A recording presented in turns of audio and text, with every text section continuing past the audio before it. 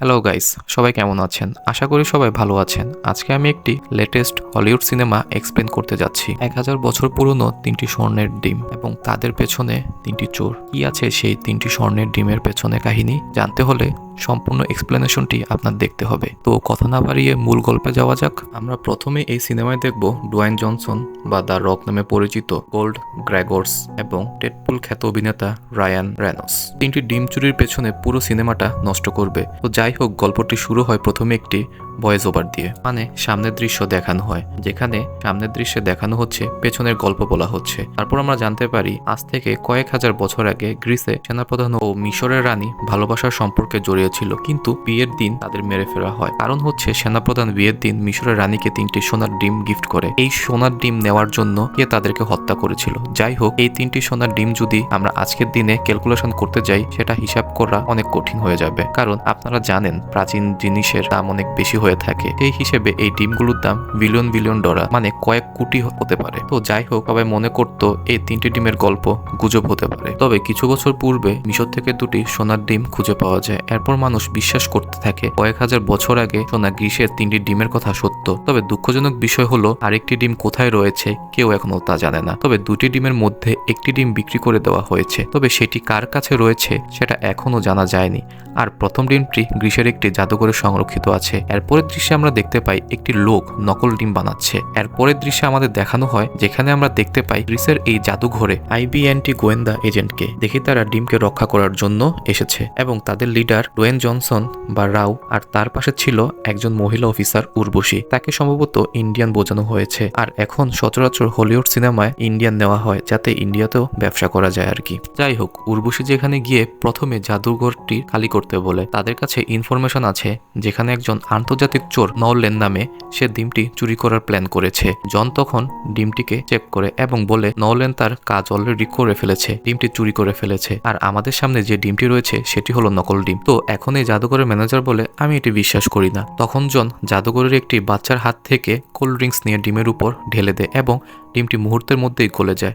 আর এদিকে দেখি উর্বশী পুরো মিউজিয়াম সিল করে দিতে বলে এবং গেট বন্ধ করে দিতে বলে যেন কেউ বাইরে যেতে না পারে। তখন আমাদের প্রথমবারের মতন নওলেনকে দেখানো হয়। আর এই নওলেন একটু আগে নকল ডিম বানানোর চেষ্টা করছিল। যখন সে দৌড়ে পালানোর চেষ্টা করছিল এবং জন আর উর্বশী তাকে পালাতে দেখে তার পিছু ধাওয়া করে, কিন্তু নওলেন তাদের চোখে ধুলো দিয়ে সেখান থেকে পালিয়ে যায়। এর 36 ঘন্টা পরের দৃশ্য আমাদের দেখানো হয়, মানে প্রায় 2.5 দিন পরে। তখন আমাদের ইন্দোনেশিয়ান বালি দ্বীপের দৃশ্য দেখানো হয়। নওলেন তার গোপন বাড়িতে এসেছে। তখন তার সোনার ডিমটা বের করতেই সে একটি জোরে আওয়াজ পায়। তখন সে দেখে জন তার পুরো টিম নিয়ে ধরতে এসেছে। তখন জন বলে আমি তোমার সকল রেকর্ডই জানি, যেদিন থেকে তুমি চুরি করা শুরু করেছো। তখন নওলেন তাকে জিজ্ঞাসা করে তুমি আমার খোঁজ কিভাবে পেলে। তখন জন বলে এই সকল খবর বিশপের কাছ থেকে আমি পেয়েছি, কারণ সে তোমার সকল মুভমেন্টের উপর লক্ষ্য রাখে। তো বিশপকে তা আমরা একটু পরে জানতে পারবো।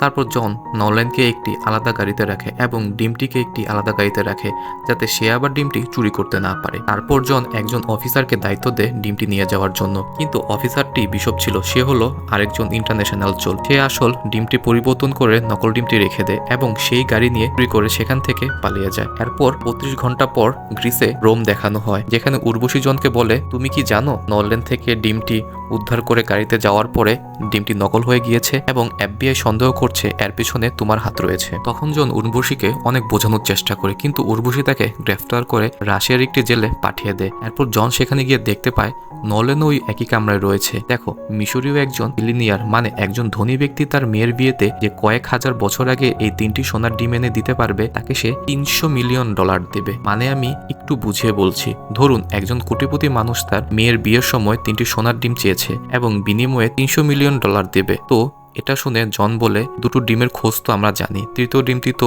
আজ পর্যন্ত পাওয়া যায়নি, তুমি 3য় ডিমের চিন্তা বাদ দাও, আমি হয় ডিমের চিন্তা করছি, যেটি একটি অস্ত্র ব্যবসায়ী ডিলারের কাছে রয়েছে, এটি তার বাড়িতে বানানো একটি লকারের মধ্যে রেখেছে। নওলেন আরো বলে ওর পার্টি করতে খুব ভালো লাগে এবং খুব দ্রুত ওর বাড়িতে একটি পার্টি হতে চলেছে। তো এই পার্টিতে সবাই চেহারা ঢেকে আসবে, কারণ কোনো অস্ত্র ব্যবসায়ী বা মাফিয়া তাদের চেহারা দেখাতে চায় না। নওলেন ও জন যখন কন্টেইনের খাবার খাচ্ছিল তখন নওলেন চেঁচিয়ে বলে ও একজন পুলিশ অফিসার, মানে জনকে একটা সমস্যায় ফেলে দেয়। তখন আমরা দেখি এইখানকার কয়েকজন কয়েদির সাথে মারপিট করতে থাকে এবং কারারক্ষীরা এসে তাদেরকে আটকায় এবং তখন জন নওলেনকে ধরে আবার তাদের সেলে পাঠিয়ে দেয়। আর একটু পরে একজন কারারক্ষী বলে ক্যাপ্টেন আমাদের সাথে দেখা করতে চায়। তারা যখন ক্যাপ্টেনের সাথে দেখা করতে যায় তখন দেখে এটা আসলে বিশপ ছিল। বিশপ বলে টিমটা চুরি হয়ে গিয়েছে তোমাদের ফাঁসানোর জন্যই, খুবই দুঃখিত। এবং এর সাথে এটাও বলে আমি এখানে এসেছি 3 নম্বর ডিমটার জন্য। একটা ডিম আছে আমার কাছে, আর একটা ডিম আছে আর্মস ডিলের কাছে, আর 3য় নম্বর ডিমটা কোথায় আছে সেটা একমাত্র নওলেনই বলতে পারে। বিশপ নওলেনকে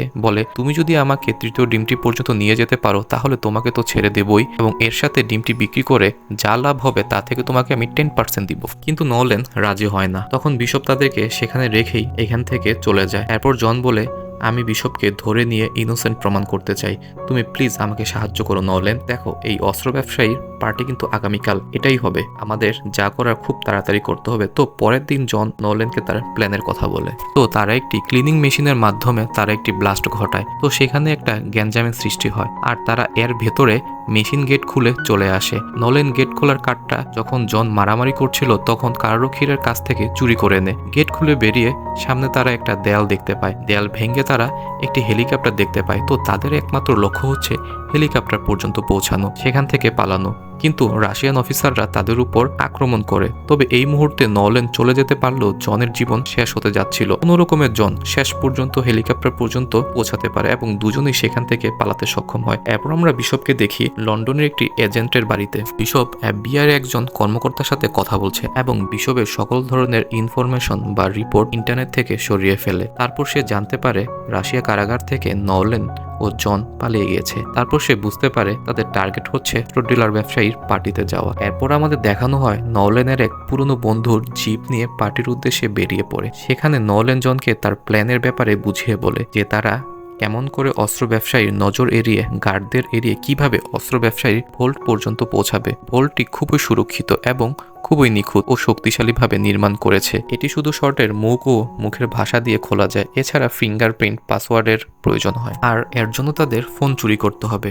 পরের দৃশ্যে আমাদের পার্টি দেখানো হয় যেখানে জনকে দায়িত্ব দেওয়া হয় অস্ত্র ব্যবসায়ীর কাছ থেকে ফোন চুরি করার জন্য এবং আঙ্গুলের ছাপটা জোগাড় করতে, যেটা তাদের ভোল্টের কাছে নিয়ে যেতে সাহায্য করবে। এরপরে এখানে বিশপকে দেখা যায় নলেন জনকে নিষেধ করা সত্ত্বেও বিশপের সাথে ড্যান্স করতে বলে, যেখানে অস্ত্র ব্যবসায়ীকে জেলাস ফিল করিয়ে তাদের কাছে আনানোর জন্য। অস্ত্র ব্যবসায়ী যখন নলেনের কাছে আসে তখন জন সুযোগ বুঝে মোবাইলটা চুরি করে এবং নলেনও ফিঙ্গারপ্রিন্ট নিতে সক্ষম হয়। তো এরপর তারা কোনো রকমে ভোল্টের কাছে পৌঁছায়। ফেস রেগুলেশন ও ফিঙ্গারপ্রিন্টের মাধ্যমে তারা কোনো রকমে ভোল্টটি খুলতে সক্ষম হয়। ভোল্টটি ঢোকার আগ মুহূর্তে উর্বশী বা এফবিআই এজেন্ট চলে আসে। তখন জন তাকে কোনো রকমে ধাক্কা দিয়ে ভোল্টের ভেতর চলে আসে। এরপর উর্বশী তাদের আর ধরতে সক্ষম হয় না। তারপর তারা ভেতরে এসে প্রথমেই ডিমটির উপর নজর যায়। তখন তারা বিশপকে দেখতে পায় যে আগে থেকেই এখানে এসে রয়েছে। তো সেখানে তাদের মধ্যে অনেক মারামারি হয়, কিন্তু তারা দুজন মিলেও বিশপকে হারাতে পারে না। ভোল্টের ভিতর তাদের আটকে ফেলা হয়। তো আমরা বুঝতে পারি নলেন দেখতেই পুরুষ, সামর্থ্যের দিক দিয়ে নয়। সে যে একটি মেয়ের সাথে পারলো না খুবই লজ্জার বিষয়। সে সময় অস্ত্র ব্যবসায়ী তার সব লোক নিয়ে সেখানে চলে আসে এবং তখন আমরা জানতে পারি বিশপ এই অস্ত্র ব্যবসায়ীর সাথে এর আগে থেকেই যোগ দিয়েছে। জন আর নলেনকে আনার এটি শুধুমাত্র একটি প্ল্যান ছিল। তো এরপর তাদেরকে একটি গোপন জায়গায় আনা হয়েছে। তখন বিশপ নলেনকে বলে তুমি 3য় ডিমটি কোথায় আছে আমাকে বলো, তা না হলে আমি তোমার বন্ধু জনকে অনেক টর্চার করব। এরপর বিশপ জনকে কারেন্টের শক দেয়। এইদিকে অস্ত্র ব্যবসায়ী এসে গলা টিপে ধরে। এসব দেখে নলেন 3য় ডিমটি কোথায় আছে সেটি বলে দেয়। নলেন বলে সেটি একটি মিশরের পিরামিডের ভেতর একটি গোপন জায়গায় রয়েছে, যেটি জানতে পেরে বিশপ ও অস্ত্র ব্যবসায়ী মদপান করে আনন্দ উপভোগ করে। মদপান করার সাথে সাথে সেই অস্ত্র ব্যবসায়ী অজ্ঞান হয়ে যায়। এরপর আমরা বুঝতে পারি বিশপ তাকেও ঠকিয়েছে। এরপর অস্ত্র ব্যবসায়ীর কাছে যে ডিমটা ছিল সেটাও বিশপ নিয়ে যায়। অস্ত্র ব্যবসায়ী যখন জ্ঞান ফিরে তখন সে চোখে স্পষ্ট কিছু দেখছিল না এবং আবল তাবল গুলি করা শুরু করে। গুলির আঘাতে জনের হাতের হ্যান্ডক্রেফটটি খুলে যায়। তখন নলেনকে ছেড়ে চলে যেতে থাকে। তারপর নলেন বলে দেখো বিশপকে আমি একটি ভুল ঠিকানা দিয়েছি, ডিমটি কোথায় রয়েছে সেটি আমি এখনো ওকে বলিনি, তো আমাকে না নিয়ে গেলে তোমার লস হবে। তখন জন শুনে নলেনকে মুক্ত করে তারা কোনো রকমে সেখান থেকে পালাতে সক্ষম হয়। এরপর তারা যখন সেখান থেকে পালিয়ে মাটির উপর উঠবে তখন তারা দেখতে পায় একটি বড় স্টেডিয়ামে এসে পড়েছে, মানে সেই অস্ত্র ব্যবসায়ী আস্তানা মাটির নিচে ছিল। তারপর তারা যখন মাটির নিচে ঢুকতে চায় তখন অস্ত্র ব্যবসায়ী নিচ থেকে গুলি করতে শুরু করে। তারপর মাটির উপরে একটি ষাঁড় তাদের পেছনে দৌড়াতে শুরু করে। তো তারা কোনো রকমে সেখান থেকে পালিয়ে আসে এবং যেখানে তাদের আমরা একটি ট্রেনের মধ্যে দেখি যেখানে জন নলেনকে ভয় পাইয়ে 3 নম্বর ডিমটি কোথায় আছে সেটা জানার চেষ্টা করে, কিন্তু নোল্যান জানে যে সে যদি ডিমটির কথা কোথায় আছে বলে দেয় তাহলে তাকে মেরে ফেলবে, বললেও মেরে ফেলবে, আর যদি না বলে তাও তাকে মেরে ফেলবে। নোল্যান নিজের নিরাপত্তার জন্য কোনো কথাই বলে না। যখন জন ইমোশনাল হয়ে নোল্যানকে পটানোর চেষ্টা করে, দেখো নোল্যান, তুমি যদি বিশপকে ধরতে সাহায্য করো তাহলে আমি ইনোসেন্ট হয়ে যাব, এরপর তুমি আর বিশপ যখন জেলে থাকবে তুমি তখন পৃথিবীর 1 নম্বর চোর হয়ে যাবে। তো সেটা শুনে নোল্যান গলে যায় এবং বলে 1905 সালে যখন দ্বিতীয় বিশ্বযুদ্ধ শেষ হয় তখন হিটলারের একজন বিশ্বস্ত লোক যার নাম হচ্ছে রিডেল, সে তার 3 নম্বর ডিমটির খোঁজ পেয়ে যায় এবং সে তৃতীয় ডিমটি নিয়ে তার সকল কিছু নিয়ে জার্মানি পরাজয় দেখিয়ে আর্জেন্টিনার দিকে রওনা দেয়। তখন জাহাজের ভিতর তার ব্যক্তিগত জিনিস ছিল 1 টনের উপরে, আর এই লোকটিকে নোল্যানের বাবা অনেক আগের থেকেই নজরে রেখেছিল আর তার সম্পর্কে অনেক রিসার্চ করেছিল। নোল্যানের বাবার মৃত্যুর পরে নোল্যানের বাবা ড্রয়ার থেকে একটি ঘড়ি খুঁজে পেয়েছিল আর সে এটি টক্সন থেকে কিনেছিল, আর এই ঘড়িটা তার ঘনিষ্ঠ লোক রহিল এর ছিল। তখন সে ঘড়িটা খুলে তৃতীয় ডিম কোথায় তার ক্লু পেয়ে যায়, আর তৃতীয় নম্বর ডিমটি ছিল আর্জেন্টিনার একটি জঙ্গলে। তখন জন ও নোল্যান আর্জেন্টিনা চলে যায় এবং নকশা দেখে জঙ্গলের ভিতর মাটির নিচে একটি সিক্রেট বাংকার ছিল, সেখানে তারা পৌঁছে যায়। তারপর নোল্যান তার ঘড়ি ব্যবহার করে দরজাটি খুলে ফেলে, আসলে ঘড়িটিই ছিল এই দরজার চাবি।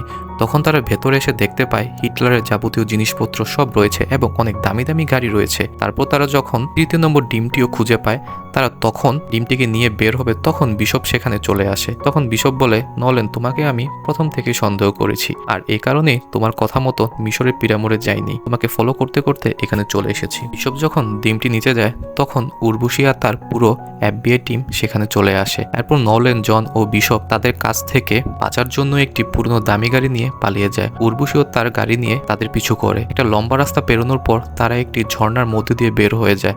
তো সেখানে নোল্যান এসে বিশপের সাথে অনেক মজা উড়ায়। তারপর তুমি তো জেলে যাবে আর আমি এই পৃথিবীর 1 নম্বর চোর হয়ে যাব। তখন আমরা একটা চমক দেখতে পাই, জন আর বিশপ হলো স্বামী স্ত্রী, তারা দুজনে মিলিত হয়ে কাজ করছে যাতে তারা 3 নম্বর ডিমটি খুঁজে পায়। জন বলে, দেখো, আমার বাবা একজন চোর ছিল আর FBI-তে আমি এজন্যই জয়েন করেছি যাতে আমার বাবার থেকেও বড় চোর হতে পারি। তখন বিশপ আর জন নোল্যানকে একটি গাছের সাথে বেঁধে সেখান থেকে পালিয়ে যায়। এরপর দৃশ্যে মিশরের সেই ধনী ব্যক্তিকে দেখা যায় যার মেয়ের বিয়েতে যেখানে সে ডিমান্ড করেছিল 3টি স্বর্ণের ডিম দেখতে পাই। তার মানে জন 3টি ডিমই সেখানে পৌঁছে দিয়েছে, মানে $300 মিলিয়ন পরিবর্তে ডিমগুলো দিয়েছে। কিন্তু তখনই উর্বশী ও তার পুরো টিম FBI নিয়ে চলে আসে এবং সেই ধনী ব্যক্তিকে অ্যারেস্ট করে এবং এই ডিমগুলো কেনার জন্য। আর সেটা দেখে ওইখান থেকে জন আর বিশপ পালিয়ে যায়।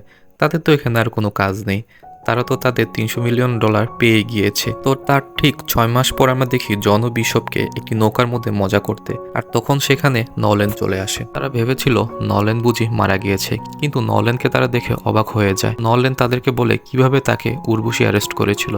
তারপর তাকে সেই রাশিয়ান কারাগারে পাঠানো হয়। তারপর সে একটা চাবির মাধ্যমে সেখান থেকে বেরিয়ে আসে এবং গত 6 মাস তাদেরকে সে খুঁজছে। এখন তোমাদের পেয়েছি, তোমাদের সেই $300 মিলিয়ন সেটা আমি উর্বশীকে বলে দিয়েছি এবং তোমাদের ব্যাংক অ্যাকাউন্ট ফ্রিজ হয়ে গিয়েছে। তোমরা এখন আমার মতোই পুরো নিঃস্ব হয়ে গিয়েছো। তবে তোমাদের জন্য আমার কাছে একটা নতুন মিশন আছে যেখানে আমরা 3 জন মিলে কাজ করব। কিন্তু জন প্রথমে রাজি হয় না।